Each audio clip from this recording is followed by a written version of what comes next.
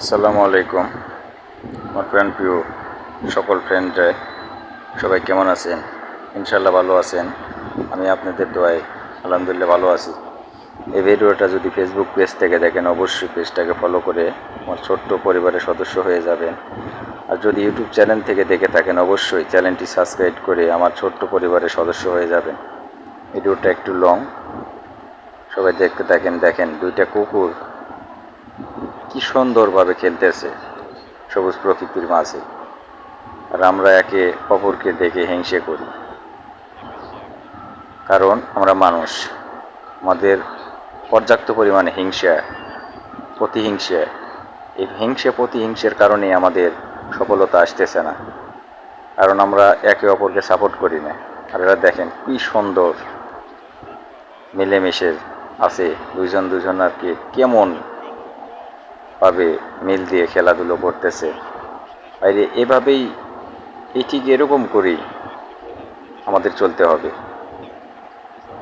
সবাই সবাইকে সাপোর্ট করবেন, ইনশাল্লাহ সবাই সবার পাশে থাকবেন, তাহলে একদিন ইনশাল্লাহ সবাই সফলতা পাব। যেন অনেক সুন্দর একটি জায়গা, সবুজ প্রকৃতি ঘেরা, অনেক সুন্দর লাগছে।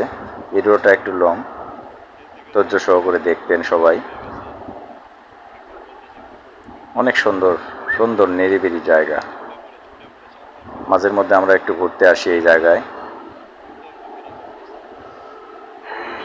এই আবার চলে আসলাম রাস্তায়, আমাদের এলাকার রাস্তা দেখেন, অনেক সুন্দর জায়গা, নিঝুম পরিবেশ। বিকেলে আর ছেলে মেয়েকে নিয়ে এইদিকে আমরা ঘুরতে আসি, অনেক সুন্দর লাগে। এটা হলো গাজীপুর চন্দ্রা গজারি বনের মাঝখান দিয়ে যে রাস্তা গেছে সেই রাস্তা। গজারি বাগান, চারিদিকে দেখেন গজারি বাগান।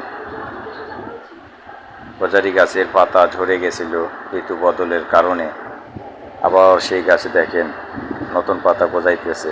অনেক সুন্দর সবুজ প্রকৃতি,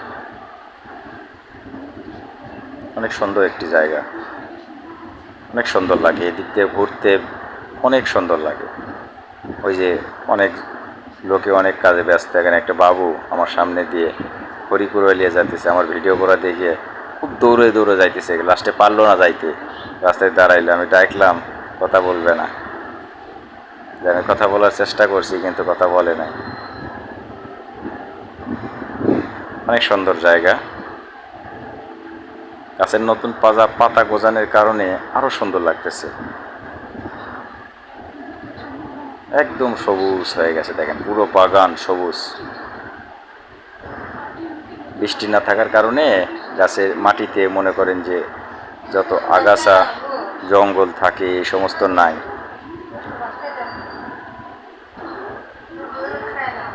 এই জন্যে বৃষ্টি না থাকার কারণে নিচে আগাছা জঙ্গল হয় নাই, একদম মাটি পরিষ্কার, অনেক সুন্দর। এই যে এটা হলো মেঠো রাস্তা, এই রাস্তায় দেখে ইট পাড়া আছে। এই মহল্লার ভিতরে প্রবেশ করার রাস্তা, ওটা ওই কার্পেটিং রাস্তা যেটা পার হয়ে আসলাম ওটাও মেন রাস্তা না, ওটাও ডাল সড়কি রাস্তায় সিঙ্গেল রাস্তা, কিন্তু এটা হলো বাসাবাড়ির প্রবেশ রাস্তা। ইনশাল্লাহ ভালো লাগবে আপনাদের।